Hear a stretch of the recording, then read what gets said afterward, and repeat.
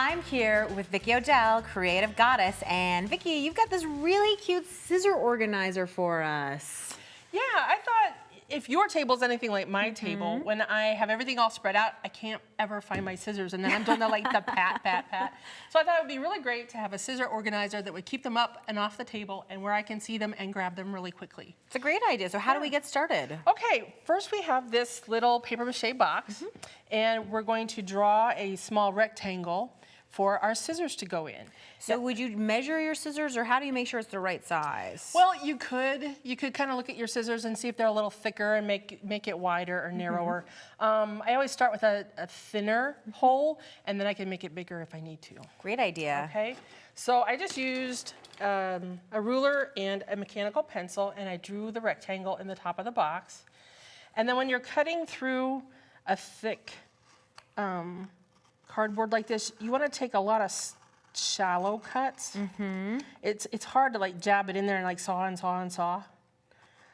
I always think that one of the things about this is I start to get really frustrated, and so then I start to want to make deeper cuts, but instead I think you're right, it is always better to make the little shallow cuts. And I know you have one here that's already done. So. And of course the other thing is, if you change the blade on your knife frequently, a sharper blade is always going to do a better job. That's true. So then the next step is to do a light wash of gesso on the and I know, house. can I hand you your paint, Yes, which I have right here? please.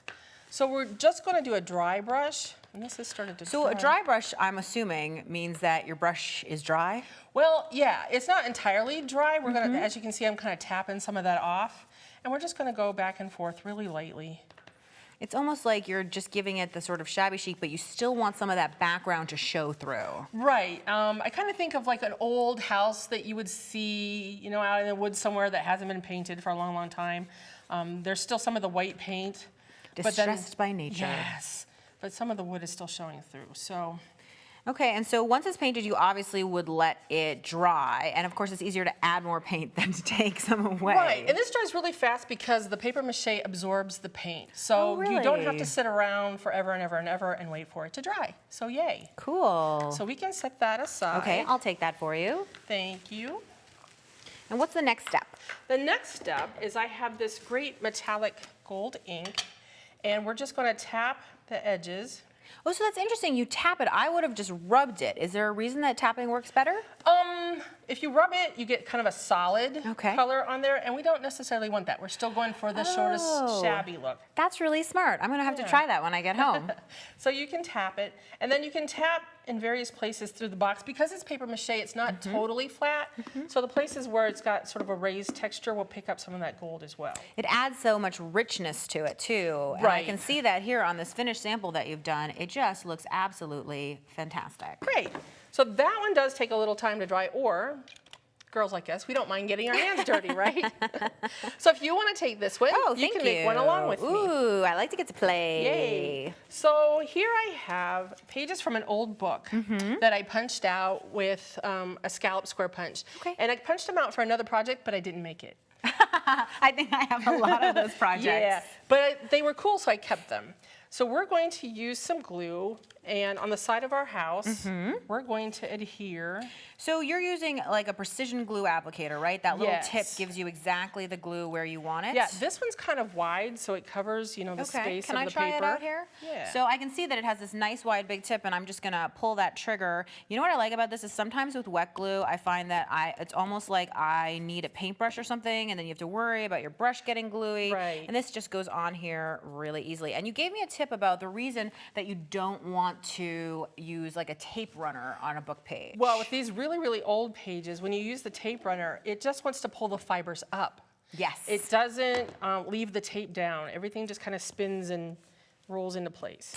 So we're just going to put some of these old book pages in various places. I have to confess, I thought that I put too much glue and it was going to squirt out the sides, but it totally didn't. It stays where you want it to go. So, and then you don't even have to wait for this to dry. We can move on to the next I'm step. a fan of fast crafting. Yes, fast crafts.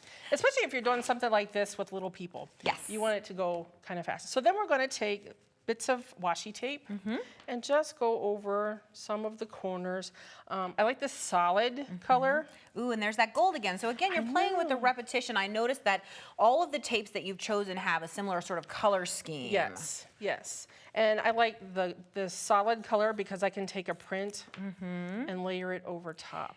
And this is certainly an opportunity if, let's say, you're not a shabby chic person and you wanted to go with bright colors and big patterns, that you could do the same project with a totally different feel. Yes, yeah. You can make it match your studio or your crafting or scrapbooking space. So, Vicki, tell me about these holes that are in here that I see. Okay, I have these really great little house numbers that I thought we would put on, and they attach with brads. So I have an awl, and we're just gonna put this down right through and put that in, and then put the brads in like we have on this one.